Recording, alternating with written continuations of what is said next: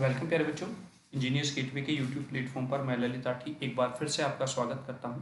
आशा और उम्मीद करता हूं कि आपकी पढ़ाई बेहतर चल रही होगी। जैसा कि आप जानते हैं, इंजीनियरिंग फिजिक्स को टारगेट करते हुए हम यहां पर आपके लिए एक श्रृंखला लेकर आए हैं जिसका नाम है माधव श्रृंखला।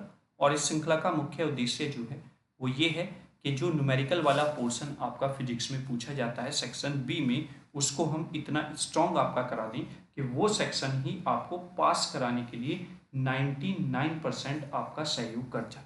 क्योंकि ये सेक्शन जो होता है इसमें न्यूमेरिकल ही आपसे पूछे जाते हैं और न्यूमेरिकल पर 100% मार्क्स मिलने के चांसेस रहते हैं अगर आपने उसको बहुत अच्छे से मैनर में सही किया है तो। ठीक है। और यहाँ पर आपको 5 में से 3 क्वेश्चन अटेम्प्ट करने होते हैं और हर एक क्वेश्चन आपका 7 मार्क्स का यहाँ पर पूछा जाता है और पांचों यूनिट में से एक एक क्वेश्चन यहाँ पर आपका पूछा जाता है। ठीक है। तो इस तरीके को ध्यान में रखते हुए या फिर इस एनालिसिस को ध्यान में रखते हुए हमने सिंघम श्रृंखला स्टार्ट की थी और इस सिंघम श्रृंखला का आज ये अंतिम पार्ट नंबर 11 है। इससे पहले हम 10 पार्ट कंप्लीट कर चुके हैं और हर एक पार्ट में, जैसा कि सेक्शन बी में 5 क्वेश्चन पूछे जाते हैं, तो हर एक पार्ट में हमने यहाँ पर 5 ही क्वेश्चन इंक्लूड किए हैं। तो अब तक हमने 50 क्वेश्चन यानी कि अर्धशतक क्वेश्चन का कर लिया है। ठीक है। तो आज हम यहाँ पर, चूंकि हमने लास्ट ईयर के 7 से 8 क्वेश्चंस पेपर को लिया था, चाहे वो बैक के हों, आपके सिलेबस के, मतलब जो आपका नया सिलेबस आया था उसके अकॉर्डिंग हो या प्रीवियस हो, जो आपके सिलेबस में टॉपिक हैं उनके न्यूमेरिकल्स को हमने वहाँ से उठाया और उनको आपको सॉल्यूशन के फॉर्म में प्रोवाइड कराया, जिससे कि आपके अंदर भी कॉन्फिडेंस बिल्टअप हो कि हाँ, किस तरीके का क्वेश्चन पूछा जाता है और न्यूमेरिकल का जो हुआ है, जो डर है, वो कुछ नहीं है। क्योंकि अगर आप स्टार्टिंग से इस सीरीज में बने हुए हैं तो आपको बहुत आसानी से इजी वे में ये पता चल गया होगा कि कहीं पर भी कोई भी समस्या नहीं आएगी अगर आप 5 से 6 कॉन्सेप्ट को ध्यान में रख लें कि इस कॉन्सेप्ट का जो क्वेश्चन है वो इस तरीके से हमको करना है। ठीक है। हमारे यूट्यूब चैनल पर आपको न्यूमेरिकल्स के लिए जो फॉर्मूले आपको याद करने होते हैं उसका भी एक वन शूट वीडियो मिल जाएगा, आप उसको देखिए। फॉर्मूले आपके अपने आप धीरे धीरे धीरे धीरे फिंगर टिप्स पे हो जाएंगे जब आप प्रैक्टिस करेंगे। ठीक है। तो चलिए आज अपनी श्रृंखला का अंतिम पार्ट करते हैं। उससे पहले आप वीडियो को ज़्यादा से ज़्यादा शेयर कर दीजिए अपने फ्रेंड्स के साथ, अपने कलीग्स के साथ, ताकि सभी बच्चे लाभ उठा सकें, कोई भी बच्चा इस सीरीज से वंचित ना रहे, क्योंकि ये श्रृंखला बहुत बहुत ज़्यादा इंपॉर्टेंट है एग्जाम के पॉइंट ऑफ व्यू से। ठीक है। तो चलिए स्टार्ट करते हैं। क्वेश्चन नंबर 51 क्या कहता है? क्वेश्चन नंबर 51 कह रहा है कि calculate the energy difference between the ground state and the first excited state of an electron in one dimensional rigid box of the length 10 to the power -8 centimetre, जहां पर mass of electron दिया हुआ है 9.1 into 10 to the power -31 kg and H जो दिया हुआ है वो 6.626 into 10 to the power -34 joule second दिया हुआ है। जो बच्चे शुरुआत से इस सीरीज में बने हुए हैं उनके लिए क्वेश्चन हलवा है, हलवा। ठीक है। क्यों हलवा है? क्योंकि ये क्वेश्चन कई बार इस तरीके से पूछा जा चुका है, वैल्यूज चेंज करके। ठीक है। क्लियर हुआ? तो सबसे पहले जो जो चीजें आपको गिवन है वो हम लिखेंगे सॉल्यूशन में। तो गिवन क्या है आपको वो हम यहाँ पर मेंशन कर लेते हैं। सबसे पहले आपको length of the box given है capital L 10 to the power -8 centimetre. ठीक है। तो सबसे पहले तो हम इसको मीटर में ही कन्वर्ट कर लेते हैं। It becomes 10 to the power -10 metre. फिर आपको मास ऑफ इलेक्ट्रॉन, जो कि आपको सारी वैल्यूज याद हो गई होंगी अब तक अगर आप शुरुआत से यहाँ पर बने हुए हैं।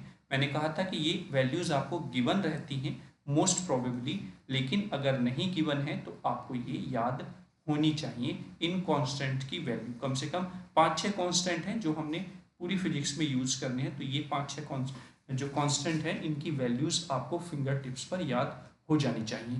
क्योंकि उसने एनर्जी डिफरेंस पूछा है ग्राउंड स्टेट और the first energy excited state यानी कि डेल्टा ई आपसे यहाँ पर कैलकुलेट कराया है।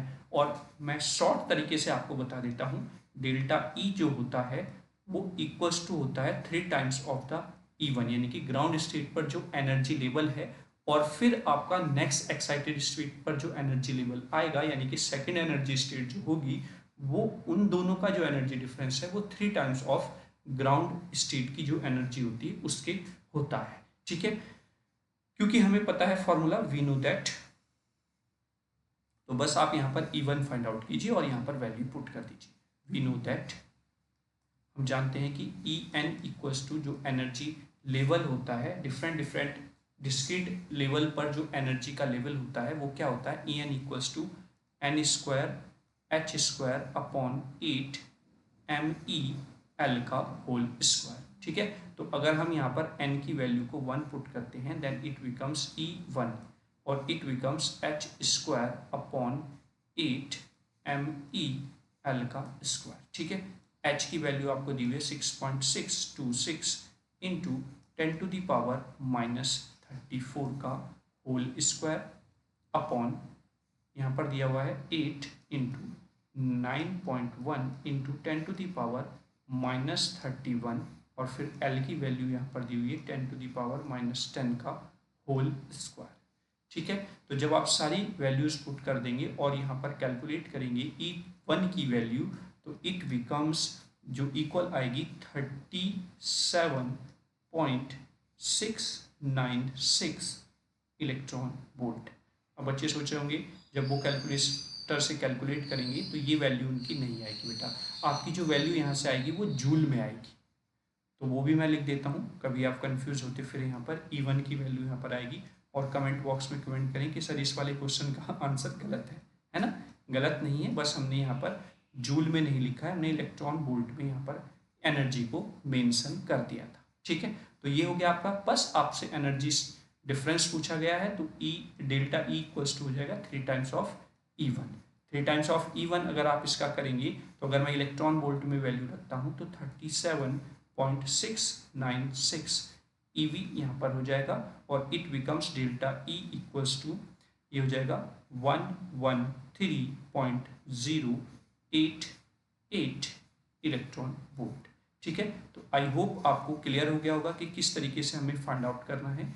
ये कॉन्सेप्ट समझने के लिए आप पीछे की वीडियो जरूर देखें या प्रीवियस क्वेश्चंस जो हमने कराए हैं वो जरूर देखें, जिससे कि आपको ये कॉन्सेप्ट बहुत अच्छे से क्लियर हो जाएगा कि कैसे हमने यहाँ पर डेल्टा ई को 3E1 डायरेक्टली रख दिया है। अदरवाइज जब आप इसमें क्वेश्चन को करेंगे इसमें एग्जाम में तो फिर आप दोनों एनर्जी स्टेट्स को फाइंड आउट करेंगे, फिर उसका एनर्जी डिफरेंस निकाल कर दिखाएंगे।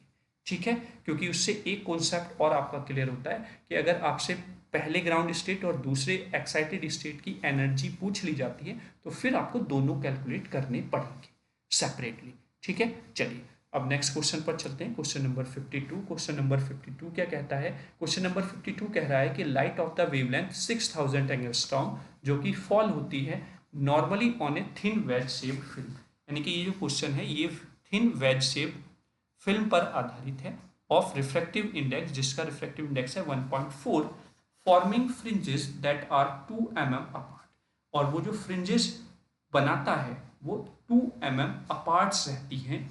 Then calculate the angle of the wedge in the seconds, तो एंगल फाइंड आउट कराना है सेकंड में। यहाँ पर ये ध्यान रखना है, अभी तक हम रेडियन और डिग्री में एंगल को पढ़ते हुए आए हैं और ये आपसे सेकंड में पूछा गया है, लेकिन जो बच्चे स्टार्टिंग से बने हुए हैं उनको कोई समस्या नहीं आएगी सेकंड्स में भी कैलकुलेट करने में, क्योंकि इस तरीके का क्वेश्चन पहले भी पूछा जा चुका है। तो गिवन दैट सबसे पहले क्या क्या गिवन है आपको वो हम यहाँ पर मेंशन कर लेते हैं। लैम्डा की वैल्यू 6000 एंगस्ट्रॉम है तो यू कैन राइट 6 × 10⁻⁷ मीटर। ठीक है, फिर आपसे रिफ्रैक्टिव इंडेक्स की वैल्यू यहाँ पर दी हुई है, यानी कि म्यू की वैल्यू आपको दी हुई है 1.4।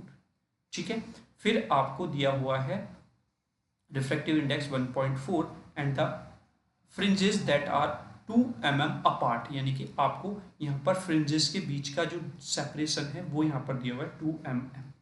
ठीक है, that means it becomes 2 × 10⁻³ metre. ठीक है, यहाँ पर जो वैल्यू कैलकुलेट करनी है वो find the angle of the veg, अगर हम अल्फा मान लेते हैं तो वो यहाँ पर फाइंड आउट आपको करना है और वो भी किस में करना है? सेकंड में। ठीक है, तो सबसे पहले हम लिखेंगे वी नो दैट, हम जानते हैं कि, क्योंकि हमने सारे फॉर्मूले इंजीनियर्स गेटवे की उस वन शूट वीडियो से याद किए हुए हैं तो हमें सब चीज़ें पता हैं और हम बहुत ही आसानी तरीके से वी नो दैट लिख देते हैं कि tan अल्फा इक्वल्स टू होता है λ/2 म्यू डेल्टा एक्स। देखिए मैं पूरा कॉन्सेप्ट यहाँ पर इसलिए नहीं बता रहा हूँ, न्यूमेरिकल आपको फिर लेंथी लग जाएगा और लेंथी न्यूमेरिकल आपको इतना करना नहीं है, आपको तो न्यूमेरिकल की फॉर्म में ही यहाँ पर सॉल्व आउट करके दिखाना है। तो तो वो कोई प्रॉब्लम नहीं है, बस आपको ये कॉन्सेप्ट ध्यान होना चाहिए। जब आपने डेरिवेशन किया होगा तो वो सारी चीज़ें आपको वहाँ पर पता होंगी कि कहाँ से ये चीज़ें आ रही हैं, ठीक है। अदरवाइज मैं डेरिवेटिव कॉन्सेप्ट भी यहाँ पर बताने बैठ जाऊँ तो फिर न्यूमेरिकल ही आपको ऐसा लगने लगेगा कि ओहो बड़ा ही तगड़ा न्यूमेरिकल है, हम नहीं करेंगे, छोड़ देंगे इसको करने से, तो है ना। तो उस चीज़ को ध्यान में रखते हुए हमने यहाँ पर ये केवल डायरेक्ट हम फॉर्मूले का यूज़ यहाँ पर कर रहे हैं। तो जब हम यहाँ पर वैल्यूज़ पुट करेंगे तो लैम्डा 6 इंटू 10⁻⁻7 रहेगा अपॉन 2, म्यू की वैल्यू 1.4 है और डेल्टा एक्स की वैल्यू जो है वो 2 इंटू 10⁻³ है। तो जब आप यहाँ पर इसको कैलकुलेट कर लेंगे तो देन इट बिकम 1.071 इंटू 10⁻⁻4। और जब आप यहाँ पर अल्फा की वैल्यू कैलकुलेट करेंगे तो अल्फा इक्वल्स टू हो जाएगा 10 इनवर्स 1.071 इंटू 10⁻⁻4, ठीक है। तो ये अल्फा की वैल्यू यहाँ से आ जाएगी। और जब आप इसका 10 इनवर्स लेंगे, चूंकि एंगल बहुत बहुत छोटा है तो इट बिकम्स अप्रॉक्सीमेटली 1.071 इंटू 10⁻⁻4, क्योंकि अगर 10⁻⁻4 आप हटाएंगे तो 0.0001 आपको मिलेगा, जो कि जीरो से बहुत बहुत बहुत छोटा है। तो दैट मीन्स अल्फा की वैल्यू जब आप 10 इनवर्स लेंगे तो it also approximately equal to the value of simple जो आपको यहाँ पर वैल्यू दी हुई है, ठीक है। ये आपकी रेडियन में वैल्यू आ जाती है। और जैसा कि आपने पहले भी एक क्वेश्चन किया हुआ है कि सेकंड में आपसे एंगल पूछा गया है, तो आपको पता होना चाहिए कि एक रेडियन में कितनी सेकंड्स होती हैं। तो वी नो दैट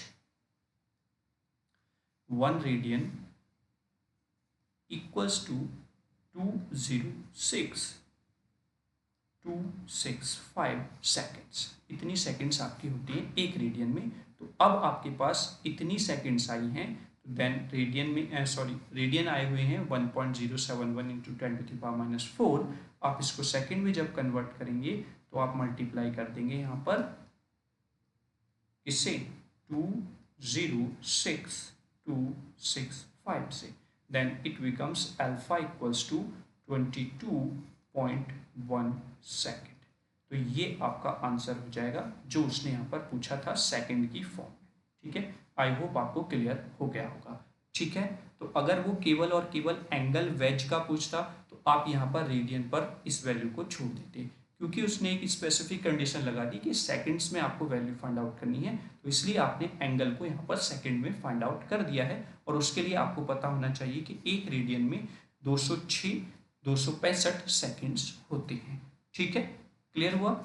चलिए अब नेक्स्ट चलते हैं। नेक्स्ट क्वेश्चन क्या कह रहा है? नेक्स्ट क्वेश्चन इस सीरीज का लास्ट क्वेश्चन है, क्वेश्चन नंबर 53। क्वेश्चन नंबर 53 क्या कहता है? एक compute the cut off parameter and the number of modes supported by A fibre, जिसमें μ1 आपको 1.54 दिया हुआ है, μ2 आपको 1.5 दिया हुआ है, core radius is 22 micrometre and operating wavelength is 1300 nanometre. तो ये बहुत ही आसान क्वेश्चन है और बहुत इजी क्वेश्चन है। डायरेक्टली आपको वैल्यू पुट करनी है फॉर्मूले में। क्या क्या चीज़ें आपको गिवन है यहाँ पर, गिवन दैट वो हम यहाँ पे सबसे पहले लिखेंगे। सबसे पहले आपको μ1 की वैल्यू दी हुई है, दैट्स द 1.54। फिर आपको यहाँ पर μ2 की वैल्यू दी हुई है 1.5 और कोर का रेडियस आपको यहाँ पर दिया हुआ है, दैट मीन्स ए। यहाँ पर रेडियस दिया हुआ है, पीछे अभी हमने क्वेश्चन किया था तो वहाँ पर डायमीटर दिया हुआ था, तो ये आपको ध्यान रखना है।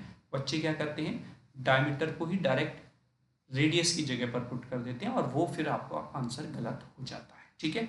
25 इंटू 10⁻⁻6 मीटर यहाँ पर हो जाएगा, ठीक है। यहाँ पर v की वैल्यू पूछी है और m की वैल्यू आपसे पूछी गई है, कट ऑफ पैरामीटर और नंबर ऑफ मोड्स की वैल्यू यहाँ पर पूछी गई है, ठीक है। तो वी नो दैट, हम जानते हैं कि हमने इंजीनियर्स गेटवे की उस वन शूट वीडियो से पूरे फॉर्मूले याद किए हैं, तो गलत होने का कोई चांस नहीं है। v इक्वल्स टू होता है 2πa upon lambda into NA, और NA अगर मैं रखूँ यहाँ पर तो NA होता है μ1 का स्क्वायर माइनस μ2 का स्क्वायर, ठीक है। तो मैं यहाँ से NA हटा देता हूँ, अदरवाइज आप सोचेंगे कि ये दोनों मल्टीप्लाई में वैल्यूज गिवन है। ठीक है, ये आपका हो जाएगा। जब आप सारी वैल्यूज़ यहाँ पर पुट करेंगे, जैसे कि 2 पाई इंटू ए की वैल्यू यहाँ पर है 25 इंटू 10⁻⁻6 और लैम्डा की वैल्यू यहाँ पर गिवन है, अच्छा लैम्डा नहीं लिखा हमने, ओके कोई नहीं, 1.3 इंटू 10⁻⁻, यहाँ पर 9 होगा तो दैट इट बिकम्स 6 मीटर। तो ये हो जाएगा 1.3 इंटू 10⁻⁻6। ठीक है, देन अगर ब्रैकेट में हम रखते हैं यहाँ पर वैल्यू तो इट बिकम्स 1.54 का होल स्क्वायर माइनस 1.5 का होल स्क्वायर। ठीक है, जब सारी वैल्यूज आप पुट कर देंगे तो v जो है यहाँ पर, यानी कि कट ऑफ पैरामीटर जो है वो अप्रॉक्सीमेटली यहाँ पर आएगा 42.134 आपको यहाँ पर कट ऑफ पैरामीटर की वैल्यू देखने को मिल जाएगी। और चूंकि नंबर ऑफ मोड्स और पूछा है तो वी ऑल्सो नो दैट कि m जो होता है वो m होता है v²/2। ठीक है, और v स्क्वायर की वैल्यू अगर हम रखें तो 42.134 का whole square by 2 and it becomes number of mode approximately 887। ठीक है, तो इतने नंबर ऑफ मोड्स यहाँ से प्रोपोगेट हो सकते हैं। ठीक है, तो ये आपका हो जाता है क्वेश्चन नंबर 53 और इस सिंघम श्रृंखला का ये अंतिम और लास्ट क्वेश्चन था जो कि आपके न्यूमेरिकल्स को कंटेन करके ये श्रृंखला चल रही थी। ठीक है, तो चलिए ये क्वेश्चन यहीं पर या ये सीरीज यहीं पर खत्म होती है। आपको सीरीज कैसी लगी उसके लिए आप कमेंट बॉक्स में कमेंट जरूर करें और इस पूरी सीरीज को देखने के लिए आपका तहे दिल से थैंक्स फॉर वॉचिंग, यानी कि बहुत बहुत आपका धन्यवाद। ठीक है, कमेंट बॉक्स में आप इस सीरीज को लेकर कमेंट जरूर करें जो कि हमने स्टार्ट करते हुए श्रृंखला को एक क्या कहते हैं कि संकल्प हमने अपने अंदर रखा था कि सेक्शन बी जो होता है इंजीनियरिंग फिजिक्स का वो हम स्ट्रॉन्ग करेंगे और उसमें कहीं ना कहीं हेल्प आपको जरूर मिलेगी कि आपका किस तरीके का क्वेश्चन किस यूनिट से किस कॉन्सेप्ट पर बेस्ड ज़्यादातर पूछा जाता है। और आई होप हम इस पूरे प्रोसेस में सफल भी हुए हैं और आपको कहीं ना कहीं जो न्यूमेरिकल वाला पोर्शन था जो हार्ड लगता था उसमें कहीं ना कहीं हमने मदद जरूर की होगी। बस आपको क्या करना है, इस वीडियो को ज़्यादा से ज़्यादा स्टूडेंट्स तक पहुंचाना है जिससे कि इस अंतिम समय में जो एग्ज़ाम के पॉइंट ऑफ व्यू को ध्यान में रखते हुए स्टार्ट किया गया है बच्चे ज़्यादा से ज़्यादा लाभ उठा सकें और जो उनके अंदर न्यूमेरिकल्स को लेकर एक भयंकर डर पैदा हो जाता है कि फिजिक्स के न्यूमेरिकल कैसे होंगे, न्यूमेरिकल से अच्छा है हम 4 पेपर की थ्योरी लिख आएंगे उसको याद कर लेंगे, तो वो डर आपका निकल जाए। और मैं उम्मीद भी करता हूँ कि अगर आपने ईमानदारी से पहले क्वेश्चन से 53 तक क्वेश्चन जो हैं वो सारे अगर क्वेश्चन देखे हैं तो गारंटी के साथ कहता हूँ सेक्शन बी का जो क्वेश्चन पेपर का जो सेक्शन बी है वो आप बहुत बेहतर करके आएंगे। आपको आउट ऑफ 21 में से 21 मार्क्स भी मिलेंगे, इसकी गारंटी है। बट ईमानदारी से आपने पहले क्वेश्चन से 53 तक क्वेश्चन देखे, ये आपकी ईमानदारी है। और वीडियो को ज़्यादा से ज़्यादा बच्चों तक पहुंचा दें, ये भी आपकी ईमानदारी है और यही हमारे लिए एक आपकी मदद हो जाती है कि आपने बच्चों को शेयर की है वीडियो। ठीक है, तो ये श्रृंखला यहीं पर हम ख़त्म करते हैं। फिर एक बार मैं आपका थैंक यू बोलना चाहता हूँ सपोर्ट के लिए, और हर बार जैसे मैं कहता हूँ वैसे ही आप बच्चों को सपोर्ट करते हैं कि आपकी वीडियो यानी कि हमारे यूट्यूब चैनल की जो वीडियो है वो अपने फ्रेंड्स तक, अपने कलीग्स तक, अपने क्लासमेट तक आप पहुँचाते हैं और उनको कहते हैं वीडियो देखने के लिए। ठीक है, कहीं पे भी किसी भी टॉपिक से संबंधित कोई समस्या है तो बच्चों आप कमेंट बॉक्स में कमेंट जरूर कर दें और साथ ही साथ आप हमसे 8273708952 इस हमारे हेल्पलाइन नंबर पर भी हमसे बात कर सकते हैं। कोई भी सजेशन आपको लेना हो किसी भी टॉपिक से संबंधित, मतलब आप एग्ज़ाम के समय में नहीं पढ़ पा रहे हैं, किस तरीके से आपको मैनेज करना है टाइम, वो सारी चीज़ें, तो जितना होगा हम आपकी हेल्प करने के लिए हमेशा तैयार हैं। ठीक है, तो चलिए thank you so much for watching this massive series. ठीक है, गुड लक, बाय।